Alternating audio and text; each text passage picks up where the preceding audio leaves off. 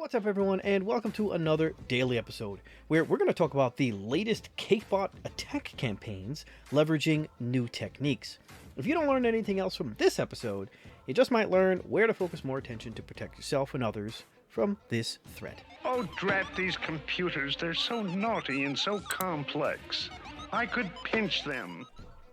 Security expert ProxyLife and Cyble researchers recently uncovered a Qakbot campaign that was leveraging the Windows 7 calculator app for DLL-SideLoading attacks. Dynamic Link Library, or DLL-SideLoading, is an attack method that takes advantage of how Microsoft Windows applications handle DLL files. In such attacks, malware places a spoofed malicious DLL file in a Windows WinSxS directory so that the operating system loads it instead of the legitimate file. According to the researcher, the operators have been using this technique since at least July 11th of this year, so not that long. Qakbot, also known as Qbot, or Qakbot, or PinkSlipBot, is an info-stealing malware that has been active since 2008. That's a very long time. The malware spreads via mole spam campaigns and inserts replies in active email threads. So if I send you an email, you reply to my email, and I reply to that email, and you reply to that email, that's the email thread. They inject their message within that if they can hack into, say, my email account or your email account. Cyble experts who started their investigation from the indicators of compromise that were shared by ProxyLife analyzed the attack chain employed in the latest Qakbot attacks. So again, Qakbot has been active since at least 2008. They've changed their methods, or TTPs, numerous times over the years, and in this latest campaign, the Qakbot operators have been using this new calculator sideloading technique since July 11th. In this campaign, the spam message contains an HTML file that has a base64 encoded image and a password-protected zip file.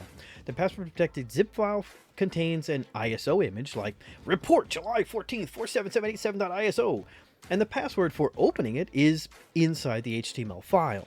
Now, the use of the password-protected zip file is a very common technique adopted by threat actors to evade detection. Once the ISO image file is clicked, it's mounted and shows a .link file masquerading as a PDF. So it looks like a PDF file, but it's really a .link file. Now, if the victim opens the .link file, the Qakbot infection process then starts. The ISO file contains 4 different files. There's a link file, a legitimate calc.exe file from Windows 7, not Windows 10, Windows codex.dll, and a file called 7533.dll. The .link file appears as a PDF containing information of interest for the victims. The shortcut points to the calculator app in Windows. Upon executing the Windows 7 calculator, it'll automatically attempt to load the legitimate Windows codex.dll file. Now, the code will load any DLL with the same name if placed in the same folder as the calc.exe executable, resulting in the execution of a malicious DLL. In this case, the application is calc.exe, and the malicious file named Windows codex.dll masquerades as a support file for calc.exe, reads the analysis published by Cyble. Upon executing the calc.exe, it further loads Windows codec.dll and executes the final Qakbot payload using regserver32.exe. Final payload injects its malicious code into explorer.exe and performs all the malicious activities.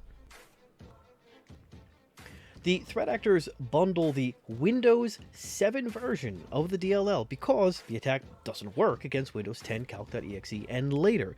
So again, the .link file appears as this PDF containing information of interest to the victim. The shortcut points to the Windows 7 version of calc.exe app, which, when executed, is used to sideload the malicious payloads. Cyble shared MITRE attack techniques and indicators of compromise, which are techniques including phishing, user execution hijacking, execution flow, for example the DLL sideloading, and process injection.